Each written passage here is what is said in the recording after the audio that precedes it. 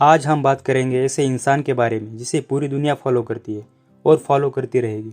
दुनिया के ज़्यादातर महान लोगों के यह इंस्पिरेशन रह चुके हैं, जैसे कि APJ Abdul Kalam, Nikola Tesla, Subhash Chandra Bose. तो कौन है यह महान इंसान जिसे पूरी दुनिया फॉलो करती है? आप बिल्कुल सही सोच रहे हैं। उस महान इंसान का नाम स्वामी विवेकानंद जी है। तो चलिए जान लेते हैं नरेंद्रनाथ दत्त से स्वामी विवेकानंद बनने तक का सफर। स्वामी जी का जन्म 12 जनवरी 1863 को कोलकाता में हुआ था। उनके घर वालों ने उनका बचपन का नाम वीरेश्वर रखा था, किंतु उनका औपचारिक नाम नरेंद्रनाथ दत्त था। स्वामी जी के पिता विश्वनाथ दत्त कलकत्ता हाईकोर्ट के एक प्रसिद्ध वकील थे। उनकी माता भुवनेश्वरी देवी धार्मिक विचारों की महिला थी। वह भगवान शिव की बड़ी भक्त थी। बचपन से ही स्वामी जी अत्यंत कुशाग्र बुद्धि के तो थे ही, नटखट भी बहुत थे। स्वामी जी की माता जी को पुराण, रामायण, महाभारत आदि कथा सुनने का बहुत शौक था। परिवार के धार्मिक एवं आध्यात्मिक वातावरण के प्रभाव से स्वामी जी के मन में बचपन से ही धर्म एवं आध्यात्म के संस्कार गहरे हो गए थे। स्वामी जी उस समय प्रचलित अंग्रेजी शिक्षा व्यवस्था के विरोधी थे, क्योंकि इस शिक्षा का उद्देश्य सिर्फ विद्यार्थियों की संख्या बढ़ाना था। वह ऐसी शिक्षा चाहते थे जिससे विद्यार्थियों का सर्वांगीण विकास हो सके। स्वामी जी का विद्यार्थियों की शिक्षा का उद्देश्य उनको आत्मनिर्भर बनाकर अपने पैरों पर खड़ा करना था। स्वामी जी के शिक्षा के प्रति 3 आधारभूत सिद्धांत जान लेते हैं। प्रिंसिपल नंबर 1, शिक्षा ऐसी हो जिससे विद्यार्थी का शारीरिक, मानसिक और आत्मिक विकास हो सके। प्रिंसिपल नंबर 2, शिक्षा ऐसी हो जिससे विद्यार्थियों के चरित्र का निर्माण हो, मन का विकास हो, बुद्धि विकसित हो और मोस्ट इम्पॉर्टेंट, विद्यार्थी आत्मनिर्भर बने। प्रिंसिपल नंबर 3, धार्मिक शिक्षा पुस्तकों द्वारा न देकर आचरण और संस्कार द्वारा देनी चाहिए।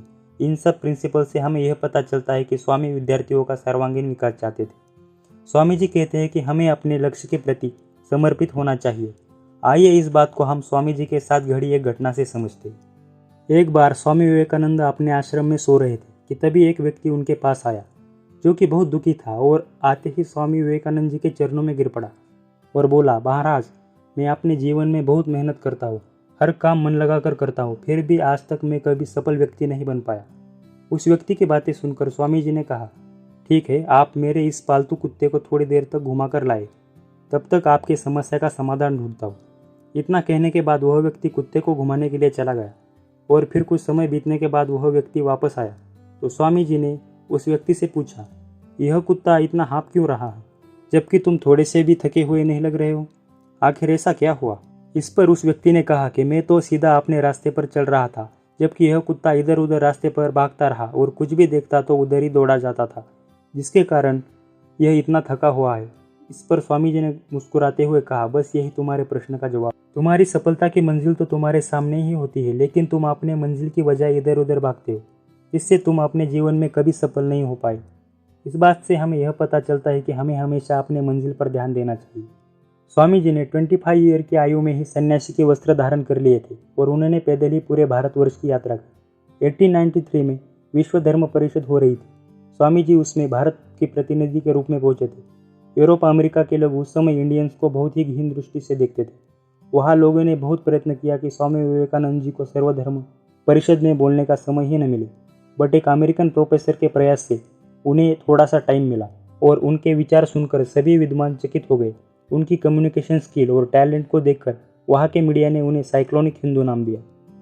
स्वामी जी का जीवन परिचय हमें यह बताता है कि 39 ईयर के शॉर्ट लाइफ टाइम में स्वामी जी जो काम कर गए, वह काम आने वाली कई पीढ़ियों को मार्गदर्शन का काम करेगा।